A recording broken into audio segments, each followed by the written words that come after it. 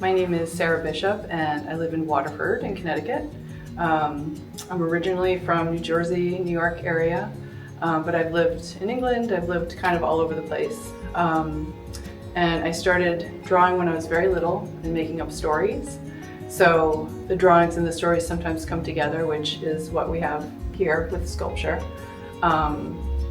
So I used to draw and paint, and then I got involved with clay and I fell in love with that medium. So that's what these are. And I'm very connected to the ocean, so you can see a lot of octopus in my work. Octopus are very creative. So in my life I've had challenges, and just like the octopus, I've had to come up with inventive ideas to survive, recreate myself, thrive, all of the things. Also, I'm very connected to conservation. So you see this one has a plastic bottle in its arms because it's a symbol of how octopus adapt to their environment, but also to be conscious of how many plastic bottles we buy and use and consume, and that they do go somewhere, they don't disappear. But I did have an easy upbringing, and I had dyslexia, so I was always in special ed classrooms, so I got teased a lot. Bullied, and so I do have a bit of a wild streak, and so I tried to figure out like where my people were, and I found I had a best friend growing up that loved going to the woods and pretend play. So we used to make up our own islands where she and I lived, and I spent a lot of time with her family outside of my own home, and sort of made my own life, and that was the beginning. I was probably 8 years old, that's when that started, and from there I just kind of kept following that path of what's the next thing that looks like the next step for me that's going to take me to the next level as a person.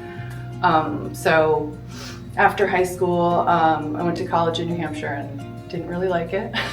So there's an opportunity to go overseas. So I went overseas to England, ended up staying there, graduating from there. And then shortly after, I moved to New York City and worked in television for a little bit.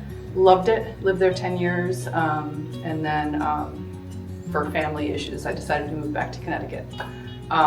So that's pretty much what keeps me going. I have 2 children with autism, profound autism, so learning with them, I've learned a lot of nonverbal communication, a lot of skills for coping.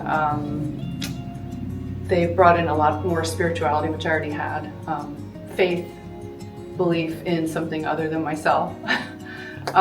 So you also see it in my work, nature, spiritually inspired pieces, a lot of meditative practices, a lot of like low lighting, a lot of chill kind of a vibe, because that's kind of what how I like to be, and that's how my children have thrived over the years. They're older now, so they inspire me every day to reach a little higher, try a little harder.